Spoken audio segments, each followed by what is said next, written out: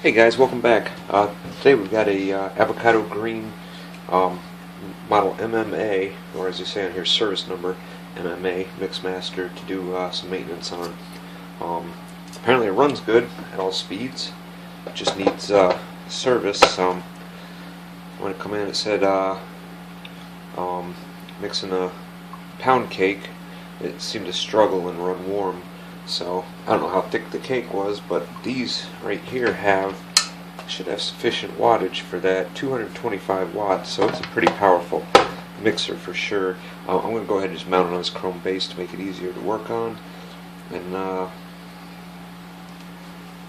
start by taking the front piece off here, which on this one is kind of different. You've seen before how it was like a decal on there. This one looks like it's got some tabs on there that hold it on. Should be able to finagle it out of here, but I may need to get a little bit of help. And it looks like it's got a kink on it here that we'll try and straighten out.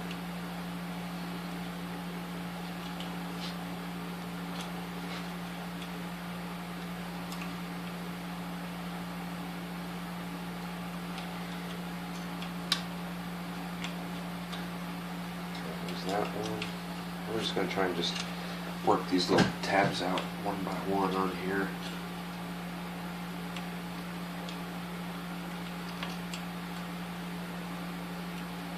Just being patient with it because we definitely don't want to bend it. Okay, I think we got one more tab here.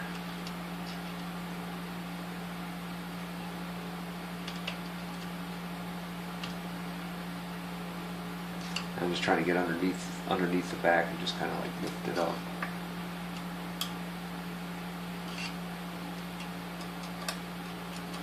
Well, it looks like it should just pop right off now. There we go. You can see there's a little bug nest right there. Probably like a little spider or something. Just had to make a little home in there. The rest of it there. Alright, we're going to take off our handle assembly now. Make sure you guys are in view. Yep.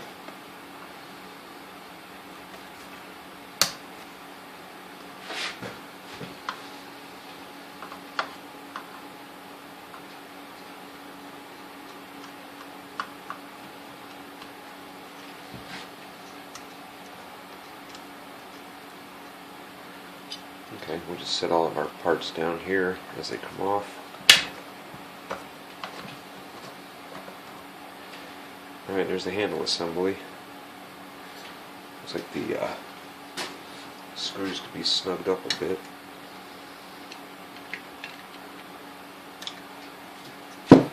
Alright. So I don't know how well you can see on here. I mean, this thing tilts up pretty far. We go ahead and take our plate off the bottom, and then our ejector lever can come out.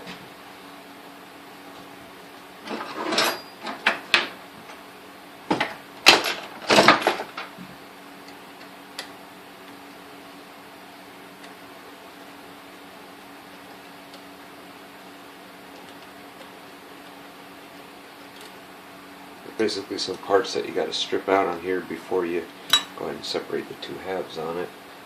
Really, it's not that big of a deal though. Everything comes off pretty easily. Take a little spring steel piece out. And you can see you just tilt out your ejector. And you see there's some oil on there, so we'll have to clean that up. Now we take this front piece off here. Which on the older ones this would be the gearbox cover, but on this it's just a plate to attach things to.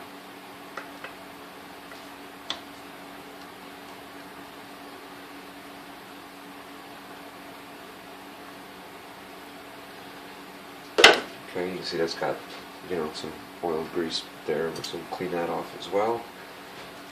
Now we're going to switch around to the back. I'm going to take this little cap off here. That's always a tricky proposition too. I mean, they're plastic, so you don't want to break them, but you got to get them to the latch on there. You got to get it to pop loose. And what you do, see this one's only held on with 2. You just set that aside and take your dial off the back. Alright, so I'm going to take a peek in here and see how much I have to clean in here. I'm expecting quite a bit. He's got a pretty powerful fan that sucks, pushes a lot of air through, so it pulls a lot of flour through here. See, it's not as bad as I was expecting. So it does seem to be fairly clean.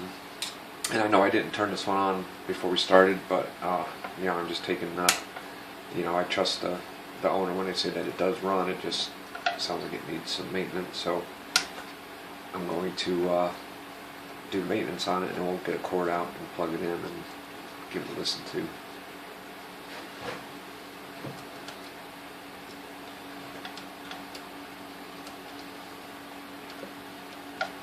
Alright, once you get all those parts stripped off, there's 2 screws here and then 2 in the front that have to come out so that you can separate the 2 halves.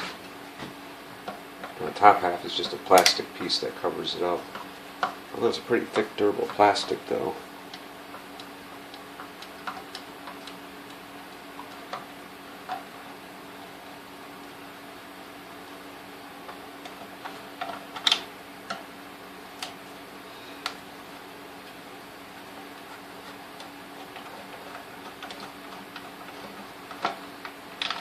Alright, let's get our last 2 screws out of the way. I'll have to lift off the cover and see what's going on the inside here.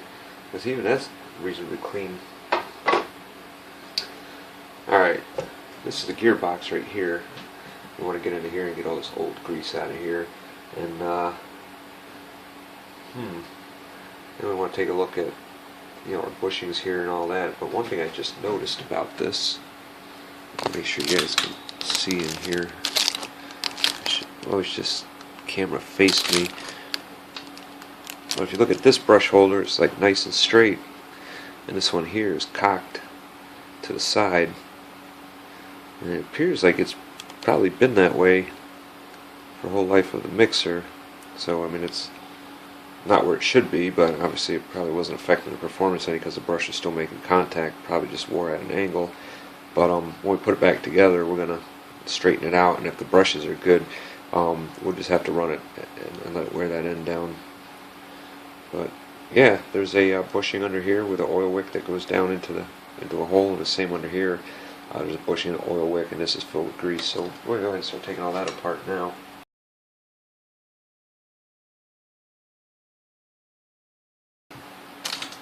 Oops.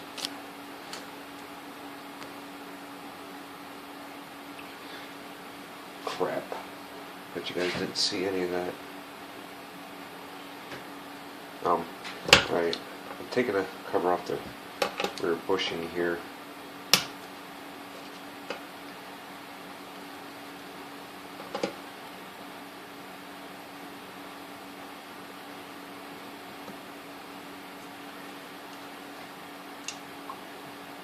Right, see there's a little bit of residual grease and gunk in there.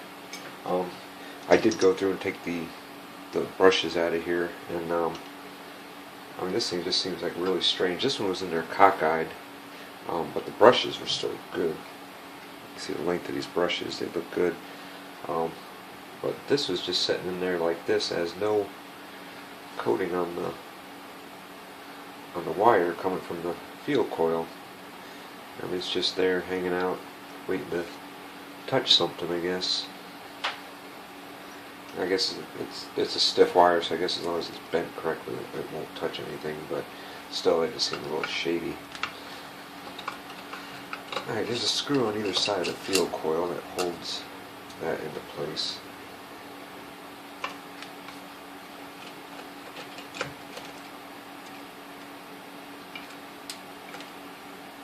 Because you can't take one part off of here unless you take them all off.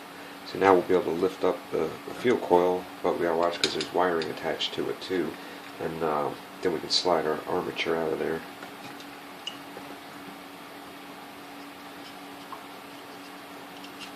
Let's see, this all comes out in one unit. Now we can slide our armature out.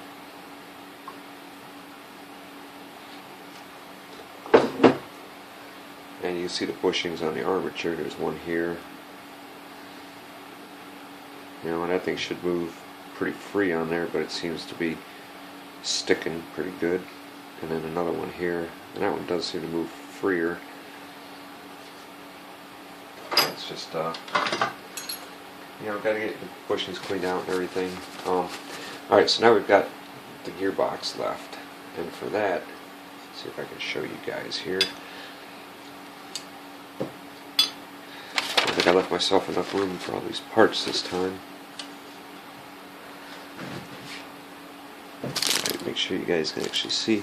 There's two little black, they're thin steel caps on here that kind of hold the these shafts into place, and we just got to pop those off.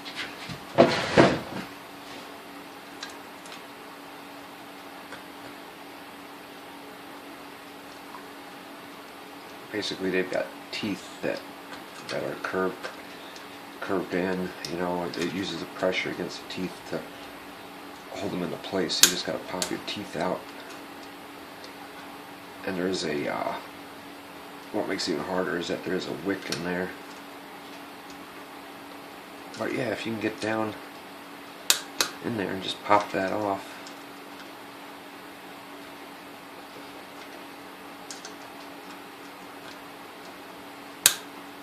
And you can hear it every time it pops off. You're taking the pressure off, and it's letting the teeth move up a little more.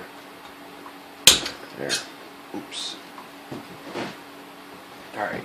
You see there's the wick inside, and then there's the cap, and you can see these teeth right here. That's what digs into the shaft to hold it in. Okay, so we got one more to get off here. And it's just the same scenario as before. You just want to push down on those teeth. Basically relax the grip that it's got on the shaft.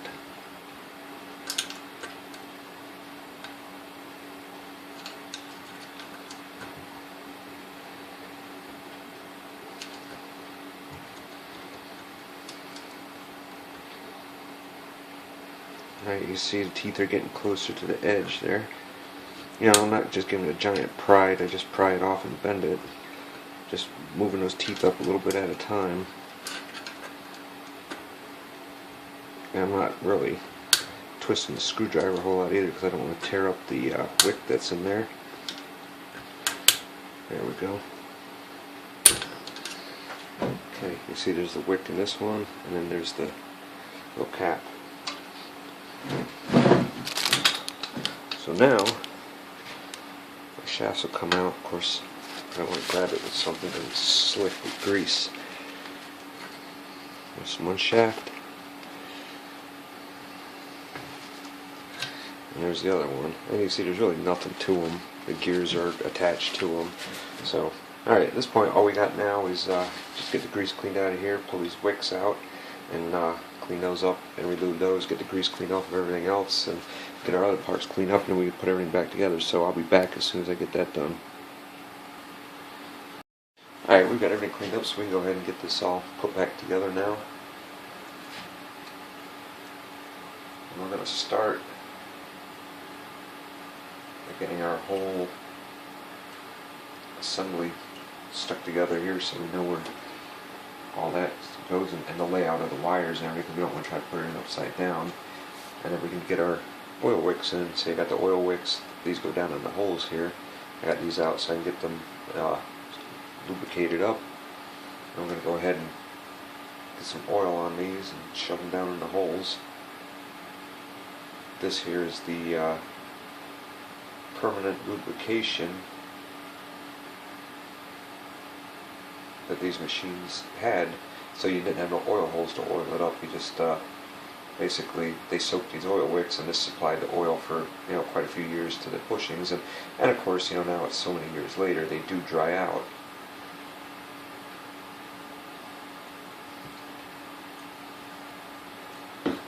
So we're basically just resaturating them with oil.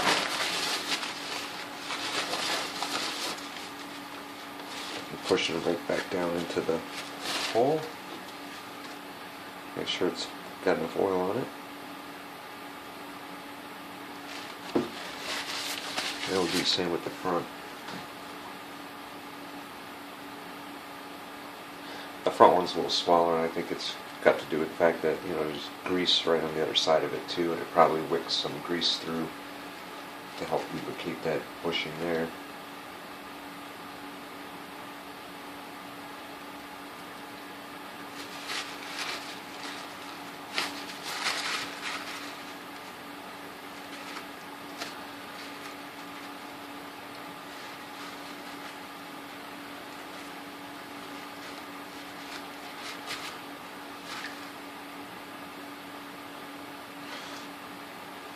Okay, so there we have it. We got those rebloom.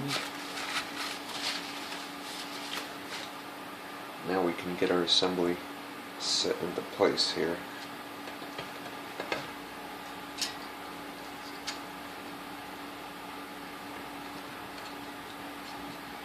Just gotta make sure everything goes back right where we took it out of, though.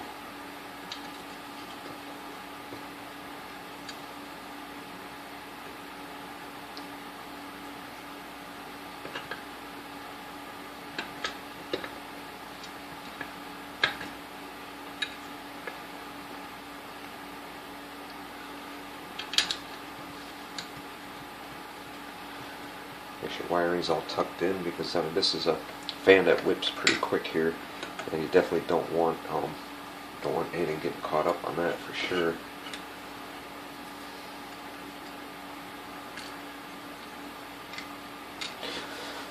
Alright, I think we go ahead and at least get our screws into the fuel coil now to hold everything down.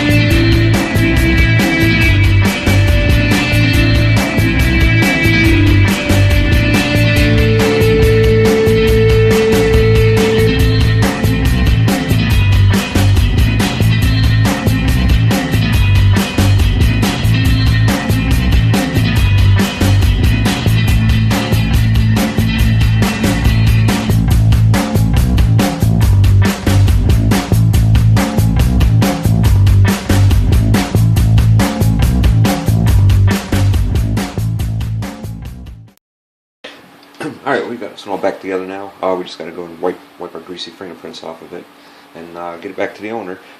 Let's go ahead and run it through the speeds and give her a listen to.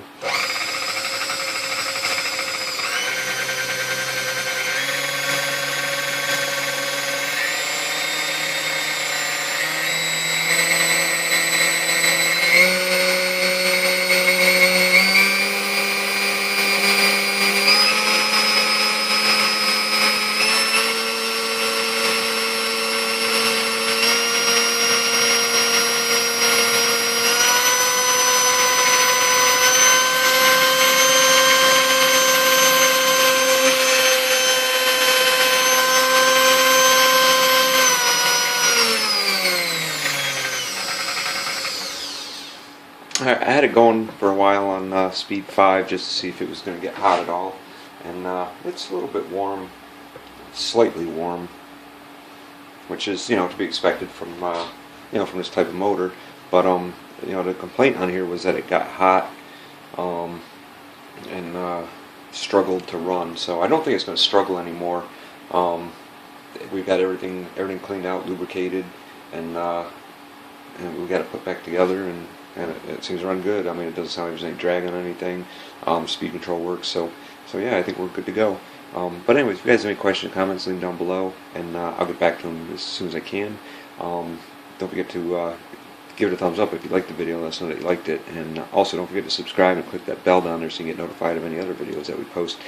As always, guys, thanks for watching, and we'll see you on the next one.